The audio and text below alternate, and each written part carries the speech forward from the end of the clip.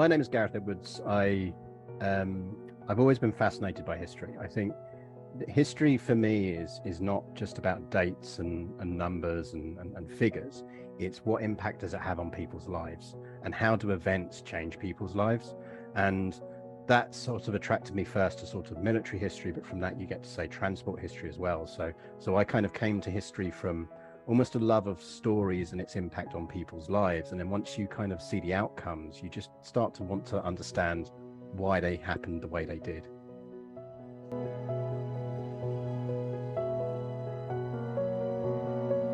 My background is very much also in transport journalism and kind of transport analysis and railways in particular. And railway history, railway historians, and even current railwaymen and railway workers, railway women will be able to tell you about Harrow. They know Harrow because Harrow had a huge impact as an accident on Britain's railways, because it was the first time really that it was really demonstrated that railways need kind of automatic warning systems, that it's not good enough to expect a human being to always be able to stop a train 100% of the time and make the right decision 100% of the time. So everything we have on the railways today, from just basic kind of warning systems right up to kind of current discussions about automation and driverless trains and everything else, that all starts with Harrow. I came to Harrow from the background of just understanding it as a railway accident. Discovering the social history side of it was something that almost came from my kind of military history, but also just watching things like the footage we have of the accident itself. The accident is one of the first ones we have proper footage for in the immediate aftermath, because it's filmed by Pathé news vans that happen to be passing by almost on the way to races. They're going to film horse racing, and the accident happens, and they kind of say, well, actually, we should probably go film that instead. So in a way, it's a kind of landmark of TV history and film history, news broadcasting as well. But when you watch that footage back today, it becomes really obvious very quickly that standing in the middle of all of these US forces, doctors doing their thing and everything else, is an African-American nurse, is Abby Sweetwine. And Abby was known relatively well in the immediately aftermath of the accident locally because of her role. And she lives on in the historical record and the accident reports and everything else by name. But it's only when you see her on screen that you realize she is different from everyone else there. And that to me was a fascinating moment. And then to be able to go and explore the history of that and really dig into why she was there and the impact she had, and almost in a way why we've forgotten her, is a really fascinating thing to do as a historian. I think Abby herself responds to the incident exactly as you'd expect a professional, well, as we'd expect a paramedic now to do, because you have to think of Abby and the nurses and people in that era being pre-paramedic. You know, we think of ambulance workers now as people who can treat on the street, on the scene. They can kind of do that stay and play is the kind of term for it, rather than scoot and shoot, you know, grabbing people and just taking them off to a hospital. And to us, that's natural now. But actually to civilian ambulance services at the time, it wasn't natural, but it was to Abby, because Abby was trained with the US Air Force medical arm. She was trained to behave in that way because that's how you behave in combat. So she was a combat nurse and she was behaving in a combat way. So for her, I think her responses on the scene would have been things she'd been trained to do. They were natural to her. I think what's incredible for us is knowing that to the rest of the world, to that post-war world, those things were new. They were new in a civilian way. So people around her must have almost been finding what she was doing bizarre, but to her, she was just doing her job.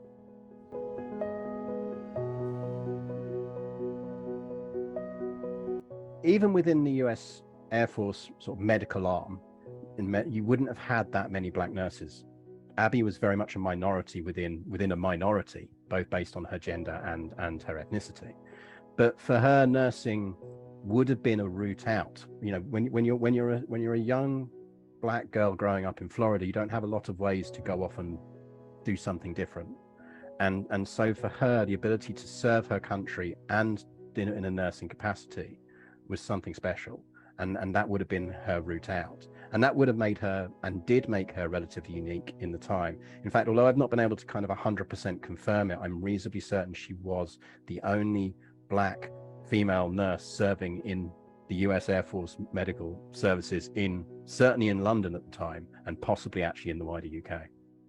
So I think Harrow is a good example where you've got people like Abby that we knew about and forgot. We forgot Abby for a long time, and actually, from chatting later on to some of her kind of surviving descendants, her memories of, I got the impression that she was intensely proud of what she did at Harrow, and she knew the impact it had.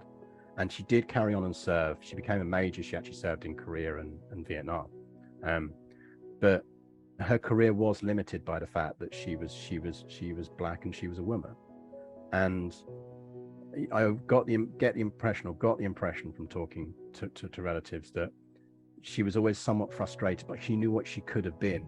Now, Harrow was one of those things that helped her show briefly what she could do, that there was no difference between what she could do and anything else, that everyone who said there was lying. And for a while it kind of worked, but the cogs of history turned very slowly, and she never benefited from what we know now in terms of, and what she started in a small way, and what thousands of people like her started in small ways. So your named hero there is also Wiedemann, who's the senior American officer on the scene. So he's Abby's commanding officer. He's in charge of the US medical contingent that turns up and helps. And Abby is working to triage patients for him and for the ambulances, and he leads that response. And he's a hero both because of what he does to save lives on that day, but also because he recognizes it is a combat scenario and they need to treat it as such. And also beyond that, because he actually turns around and trusts Abby enough to turn around and go, you are a nurse, go do what you do, go do it well, and I will back you up. And if someone argues with you, they have to answer to me. And that's leadership, and people thrive when they have good leaders, and he's a very good leader. And he was a decorated World War II officer as well. He was used to this kind of thing. So he's your named hero. There's a sort of unnamed hero there as well, which I think when you think about how the accident happens, it's worth remembering that Abby Sweetwine and these US people, they're not on any of the trains. They're not there when the accident happens. They're called in, and they're called in by other US Air Force officers from the medical establishment that happen to be on the train. Now, if you think about how societies work and how people get to places, there's a very smart person on that train who thinks, actually, we can help here. I know we can help here, so we should call for help. But there's also someone who let them do it. And that means that someone relatively senior on the site of the accident as the accident was happening turned around and went, actually, this is a good idea. We're not going to say no, there are procedures. We are only going to contact the British side of things. We're only going to contact our ambulances. We're only going to contact our council services, our doctors. There was someone who went, actually, yes, no, we need all the help we can get, and they can come help. And that must have been a person that had enough local kind of clout over the police force on the scene and everything else to make that call, but also someone smart enough to make it. There are named heroes at Harrow, but I think it is worth recognizing that it's an accident where an awful lot of ordinary people do extraordinary things. And I think that's something we have to remember in future accidents, and when we're around as people, when we're in situations, is normal people can make a huge difference if we act smart and think smart on the scene. Harrow starts the path towards the birth of paramedics and paramedics coming into being as a role and as a job. And it can be tempting to think that sometimes these things happen fast and they change very quickly. But what doesn't after Harrow is no one turns around after Harrow and looks at it as an accident and goes, that was really good, and we should just do that for everything from now on. Because that's not how life works. It's not how people work. What you get is you get a whole bunch of people within the healthcare system who go, that worked really well, and maybe we should do a lot more of that. And a bunch of people who are already in senior positions going, yeah, but there's no guarantee it would work well again. Maybe it was just a fluke. And actually, weirdly, it's not until you have the Lewisham rail disaster a few years later that really helps prove that everything that happened at Harrow was right, because no one does anything at Lewisham that people had done at Harrow. And frankly, people die as a result. And so it's that combined incident, it's being able to turn around and go, well, here's one where we did it wrong, and here's one where we did it right before that at Harrow, that starts that path of getting to where we are today with paramedics. I think today when you see an ambulance turn up at an accident, everyone feels relief. And we feel relief because we know we're being placed into the care of someone who can help us. And that is a direct legacy of Harrow. And until Harrow, until the birth of that kind of modern role that we see now, the person who was turning up in that ambulance was just a driver. That wasn't the end. That wasn't the point where you felt relief as a person. It was when you got to the hospital that you started to feel relief. And sometimes for some people that was too late. So I think if you think of the thousands, if not 100,000s, maybe even millions of lives that have been saved by people who now are paramedics, which, you know, it grows in different countries in different ways. In the US, actually, it's in the 1970s, post-Vietnam, that really starts to come in. We have a bit of a head start on that in the UK because of Harrow. So there are people alive today, generations of people who are alive today because of what happened at Harrow and because of how we regard and what we see as the correct way to do an ambulance and staff an ambulance today. And I think that's incredible. I think for all of that to come back to a small area of North London is world changing and brilliant. There's a young man from up north who is traveling down to emigrate to the US. He is traveling down, he is with his family, and he is essentially coming down to London so he can go back out again and go down to Southampton, get on a big ship, sail over to a new life in America on his own. You know, he's a young man, he's saved it up, he's off to do it. He is coming down with, I think, his mother, his sister, his sister's husband, a whole bunch of like the family coming down very clearly to kind of see him off, you know, wish him well on his new life. They're on that train coming down from the north. And when the accident happens, and that means they're all wounded. I think one of them dies, and they're all shifted off to different hospitals in the aftermath.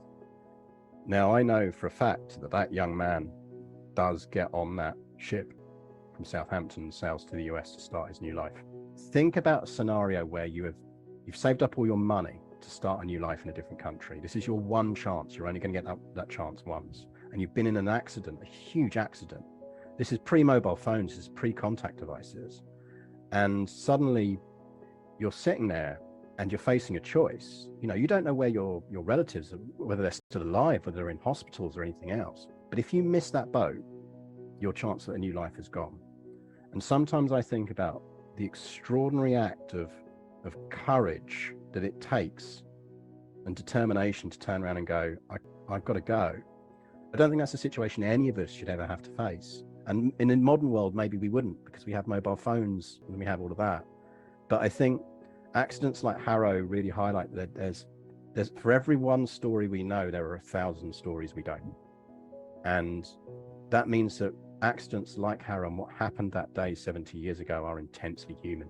And somewhere out there in the US, there is an entire 70 years on, there's what, 3 generations of a family in the US somewhere that don't know they're only there, probably don't know they're only there because of that one young man kind of going, no, I've got to go, and leaving behind everyone he knew, not even knowing if they were alive or dead.